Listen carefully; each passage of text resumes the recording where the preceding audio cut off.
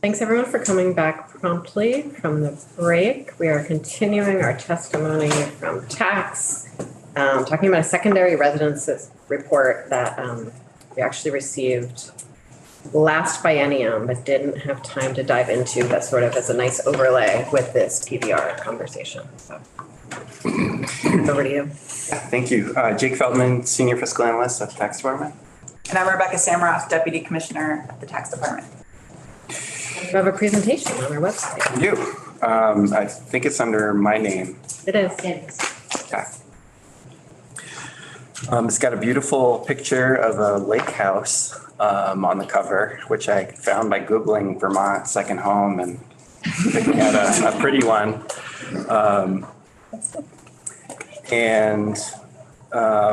I guess some basics on that second slide, where to find the report. It's on last year's committee page because the report came out last year under documents and handouts.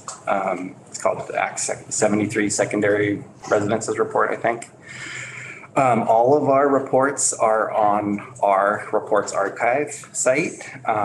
So that includes, the timeshares report from this year, the education income tax, they're all on the tax department site if you ever want to check that out. And then we found a presentation from JFO last year related to H510, which was the child tax credit bill. But I guess at some point they were talking about second homes. And so JFO made this nice report on how second homes are treated under the tax code, which has some helpful stuff.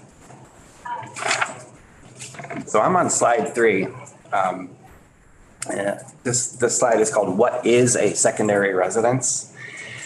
And it is a very important question.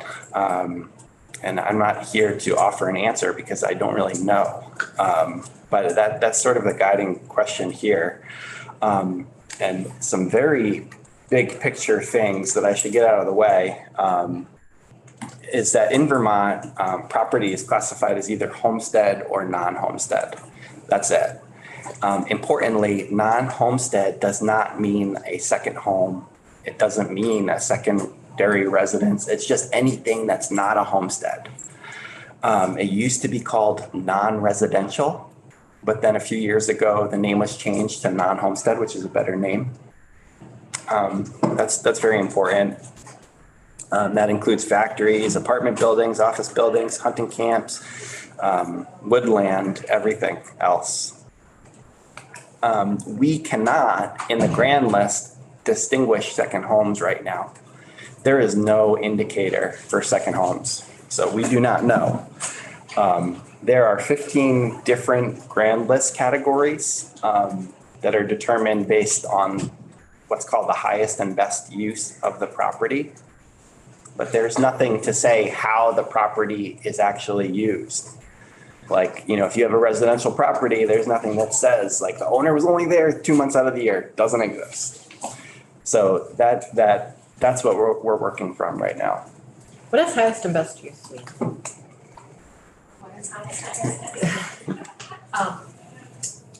Right, so Jill Remick, Tax Department. So it's an appraisal terminology that basically means the highest and best use of that property as it would go for on the open market. So fair market value. I didn't hear the end of what you said. So what it would go for on the open market, so the highest and best use for that particular property. It's an appraisal, somewhat subjective, but. That means highest value, basically. Yes. Okay. Yes. So you might have a fantastic prime piece of real estate down in the Montpelier and you're using it for like your dog to take your dog for a walk. It's still going to be appraised at its highest and best use, which would be probably commercial or a high value. Thanks. An important thing on that second slide is that a state can't tax owners of property who live out of state, who are not residents on a different basis because of the Commerce Clause of the Constitution. So it certainly is sort of tempting to want to configure a tax that way because, out-of-state owners would pay it, but you can't do it. So that's a limiting factor that people should know about. On slide 4, there are the residential categories on the grand list. There are really 9 out of the 15 where you could call them residential, like people are living in a property in this category. Back to, thank you, what you said just a moment ago. So you couldn't tax people differently, but you could give some kind of a rebate or something like that to people who actually used the property as a homestead. I think we could have Abby come in and sort of All talk right. about, because it's something that comes up with the income-based education tax too, the idea of sort of treating folks from out of state differently from in-state. And so that might be a useful way to, unless you want to go deep on that conversation. It wouldn't be about where you, I wasn't meaning, I can wait, but it wasn't meaning where you actually, whether you were in state or out of state, it would be, could you tax everyone the same, and then if you use it as a homestead, then you get something back? Is that legal? I agree that having Abby speak to the conference All right. would be great, but I will just if it's helpful, the way I think about it is that, the law allows, treating folks differently based on, something about their, behavior or use. So like whether someone is using something as their primary residence would totally, be something that's in their control, and we can create policy around that. Or like for income tax, we treat residents and non-residents differently, but that's because we define that by like you've earned your money in Vermont versus your money out of Vermont. So it's not really about where you are, it's about where your income is from. So, using more tangible things like that seems fair game. Do you still have a question? Or No, I think mine was answered. Thanks.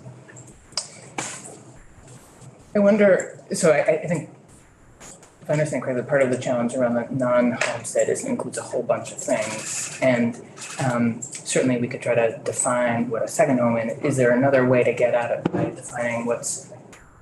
clarifying what's not a home? So thinking about,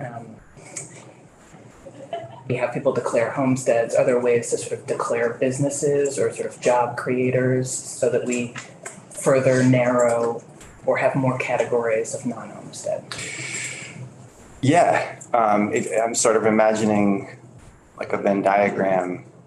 You have homestead and everything else is non-homestead, and you're saying, could you take off the things that aren't second homes, which would just leave what is a second home? Sort of, but you would then need to identify all of those things. And that could be tricky in itself. And there's more of them than the second homes population. And then the other thing that immediately springs to my mind is that, a single parcel can have a variety of things going on. And it could have a working farm, but it could also have a place that's like a farm B&B or like a farm stay type thing. So is the farm stay a second home? Do you know what I mean? So you could have a second home on a property that you have classified as a farm potentially, but this is, I do think we define farm stays as accessory on-farm businesses, which is a separate entity. So for that, I think there is an answer to that. But I imagine your point is like, right, you might be a primary residence and a business and the second home all on one parcel. Complicated. Representative Maslin, and then let's go into slide 4. You answered a bunch of, what are not second homes. Apparently could be quite a list. If we dig into this more thoroughly, it would be nice to see a non-exclusive list, shall we say, of, what's not an all-inclusive list of what's not a second home. That's, for instance, I understand in layman's terms what a second home is, but apparently you're saying that there's a whole bunch of things that could be categorized as second homes if we're not very careful what we do with the definition. As appropriate, I'd just like to know how complicated this idea is. Well, that's sort of what the rest of the presentation is about. And it also gives you a little bit of what other Brilliant. jurisdictions are doing. Can you help me understand on the grand list why less than 6 acres and more than 6 acres is sort of a differentiator in a few places? A very good question. Historically, it has been that way. It may even have been that way prior to Act 60 that made the house site at 2 acres so important to property tax credits. So we've wondered that ourselves. Why is it the 6 acre cutoff? It doesn't feel meaningful to you right now. Okay. And then a landed mobile home and an unlanded mobile home, is that a blocks and wheels? Jill Remick, Tax Department. So there are folks who own the land and then they actually own the land and the mobile home on the land. That's Oh, okay, land. great, And then okay. there's a lot of arrangements with mobile homes. Where you're renting a lot. lot. Okay, thank you. So within those 8 categories on slide 4, any of them could have residential activity. But it's probably those 8 and not the other 7 where you could potentially find a second home. Slide 5 is the charge in Act 73 for our report. Number 1, it had to provide a definition for secondary residences. And the report didn't definitively provide one. It sort of talked about the challenges. A structure and implementation plan for collecting and reporting data. There's something in the report on that, which I'm going to discuss. And initial and ongoing education and guidance for municipalities and listers. That kind of depends on the first 2 things. So, the report did its best with a difficult topic. It did have one option, and this is for a rough definition and rough reporting framework, where the tax department, I'm on slide 6, we would use the existing grand list data. We would use homestead declarations and also landlord certificates, which landlords are required to file on property that they rent out, which we assume would not. You wouldn't want that to be a secondary residence. That's somebody's rental unit. So we would use those pieces of information to identify potential second homes. And in that case, a second home would be any residential property where neither a homestead declaration nor a landlord certificate has been filed on the property. This is pretty quick and simple. I did it very early this morning, potentially. And there's no added burden, or no, I did it yesterday morning. No added burden on local officials. They don't have to do anything here. The weaknesses with this are that we have pretty low confidence on the numbers, and what we're capturing as second homes may not be what the legislature feels is a second home. And so that is information that, would ultimately come from you ideally. But that part is easy and, it could be very easily, generated. What did you come up with on what did you call it, rough swag? Yeah, rough swag. That's what we call it in the tax living. It's possible that up to half of the non-homestead grand list could be called second homes, depending on how you define them. But very low confidence on that number. Okay, around half of non-homestead is what you said. I'd say up to. Up to. Yeah. Thanks. Another option is what we call on slide 7, boots on the ground. So this would start with the legislature defining what a secondary residence is. And that would probably include a use-based component, such as how much time is actually spent in the home. And then local listers would have to flag those properties in the grand list. But as Director Remick was just mentioning, local listers have a lot of responsibilities right now. And being sort of the police on how much time people are spending in homes is probably not gonna be a good, proposal or, a concept. You already assess residency in the context of income taxes though, right? Yes, And we have a definition for that. we have a definition for Vermont and non-Vermont income. A second home owner doesn't necessarily file an income tax here, an income tax return, only if they've earned income in Vermont. If they're just vacationing, then no problem, no income tax return. The strengths with the boots on the ground approach is that the definition would be created by the legislature. So the data would reflect, legislative intent. But the weaknesses are that listers don't have the capacity to monitor how people are using or not using their properties. And so that results in less accurate data.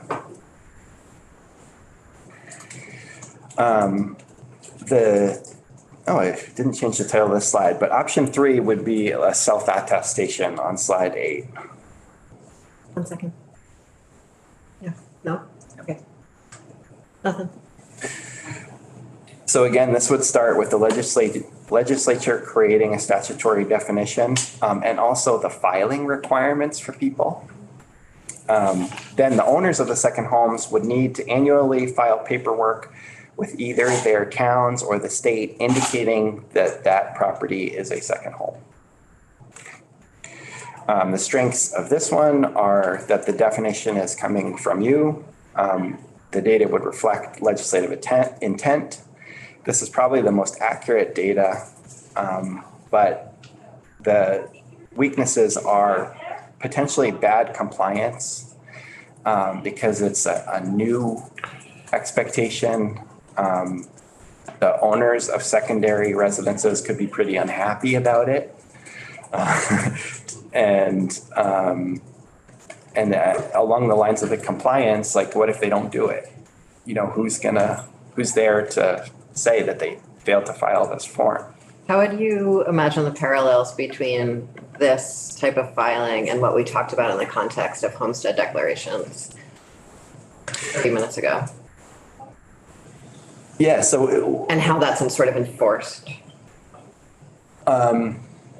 What Director Remick was saying about homestead declarations is that, the listers have a way of flagging that for us. And then we have a way of checking to the best of our ability and getting, and communicating back to the listers.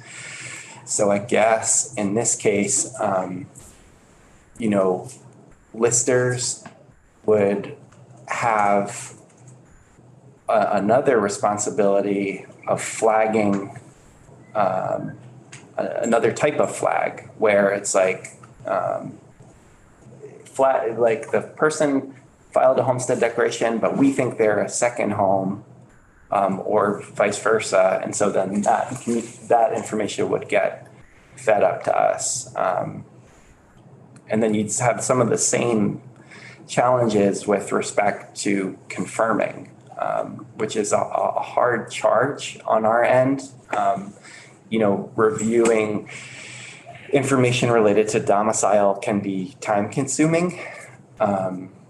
And so, it does take a lot of staff resources to follow up on those cases. Do you have anything to add on that? Well, just more broadly, I guess, homestead declarations, are, even just like successfully getting that annual exercise between the department and taxpayer is a big lift for all involved. And there are like very clear carrots there. Most you need a homestead declaration if you're going to be getting a property tax credit, for example, like 2/3 of homeowners get those roughly. Then also in most communities, the homestead rate's lower. So there's that incentive there.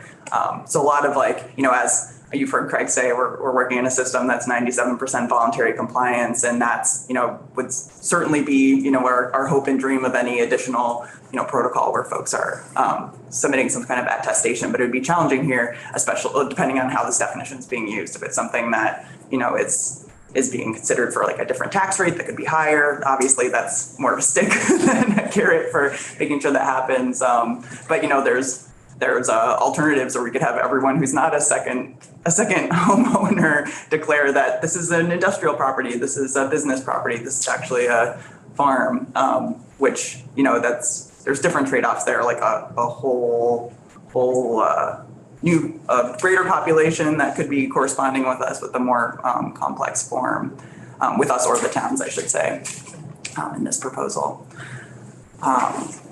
So a lot of this just has to do with the general complexity of our grand list categories are based on type, and then, homestead declarations, and then, it would be similar to this second home declaration are about use, and, there could be overlaps of the physical characteristics of a category like a farm, which is its own grand list category, and then how it's being used, homestead, second home, none of the above. Representative Sims? Yeah, I think you just sort of said question or what I wanted to make. Yeah, it does seem like there's a lot of incentive to fill out the homestead declaration form, and that this approach would have a sort of disincentive, like volunteer to fill out a form to get a higher rate like that. So, but yeah, wondering whether you all considered and dismissed, or think it's worth having a conversation about how do we make that incentive for all the non-second homeowners to fill out an alternative declaration that's not homestead, but that you have an incentive to fill it out if you're not a homestead because you're helping get yourself out of that second home. We didn't do a lot of consideration of that. Partially, the charge around this report was about defining second homes and not about different treatment. So we boxed ourselves into that charge also. So some of the, carrot stick considerations weren't something we've discussed internally yet. We're happy to think about that more. Good.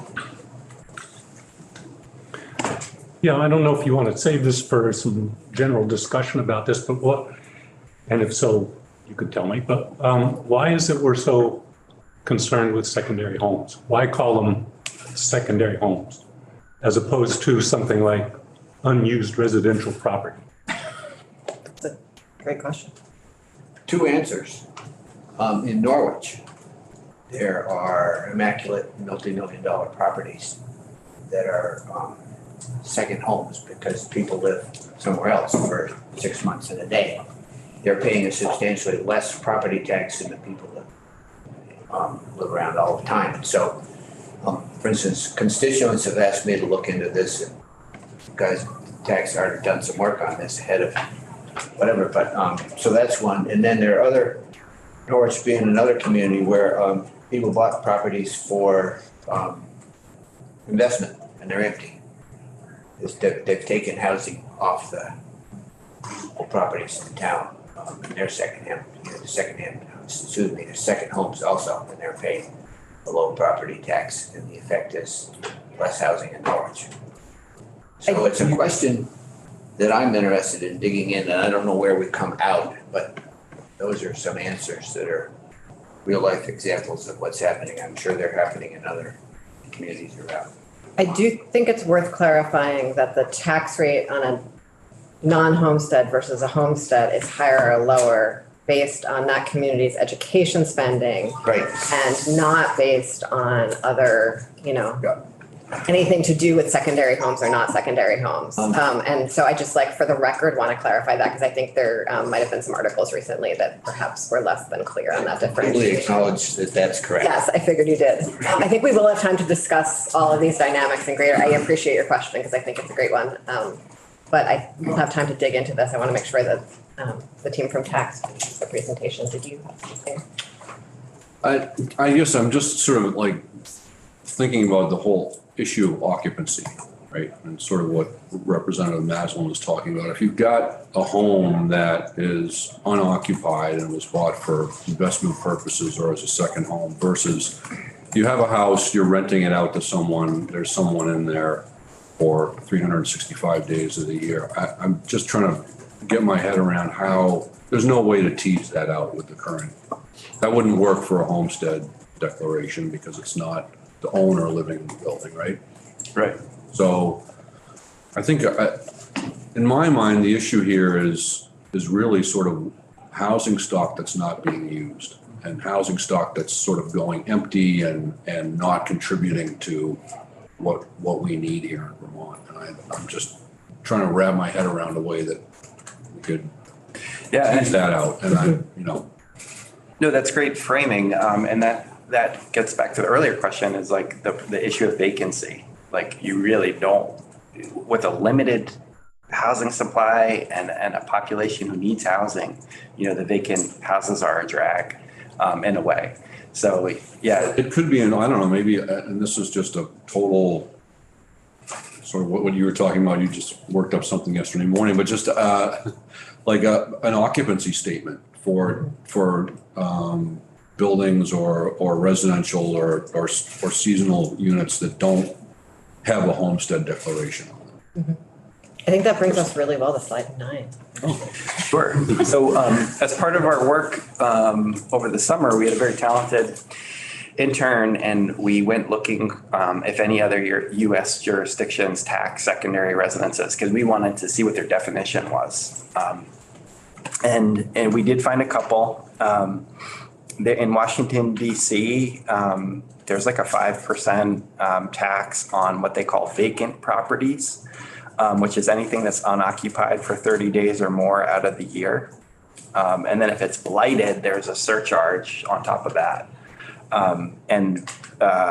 That owners need to register their property. So that's a situation, a self-attestation situation. We read a little bit about it and it seems like it's been a difficult path for Washington, D.C. on enforcement for that one because of owners not registering properly. Oakland, California charges a $3,000 or $6,000 surcharge on what they identify as vacant properties, which is anything in use less than 50 days in the calendar year. And I think that in that case, the city identifies them somehow, but I don't know exactly. On a lighter note, the state of Rhode Island tried to enact the Taylor Swift tax in 2015. Thank you for telling us about that.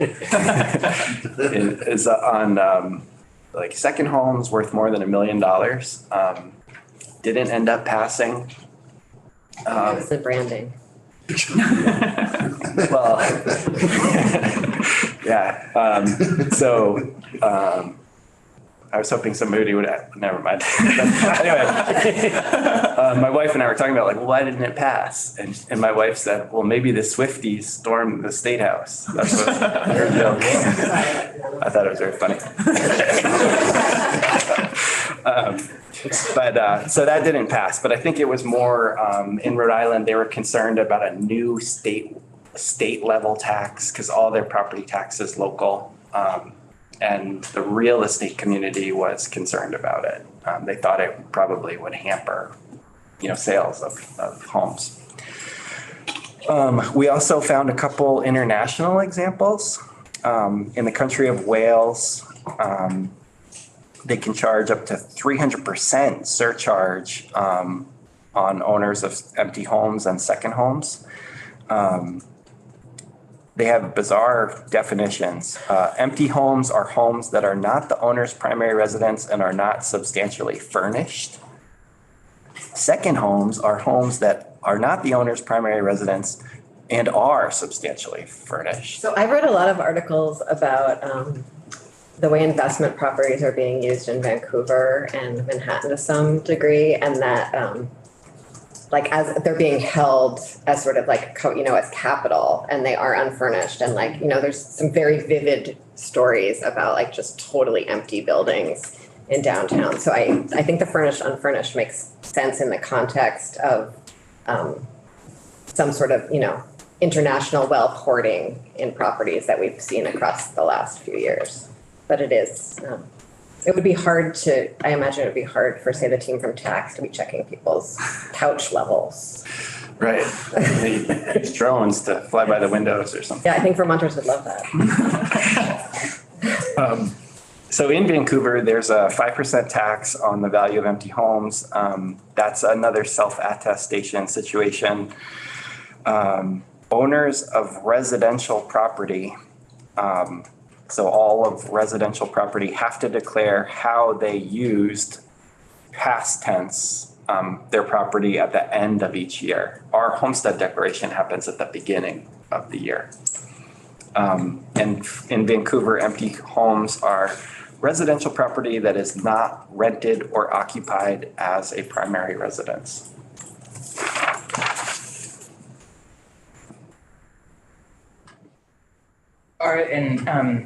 You may not know the answer to this, like, are you either rented or not? Like, what if a portion of your property or your house is rented? Do they define? I'm not sure about what these other jurisdictions do, but that would be a question in a Vermont scenario too. And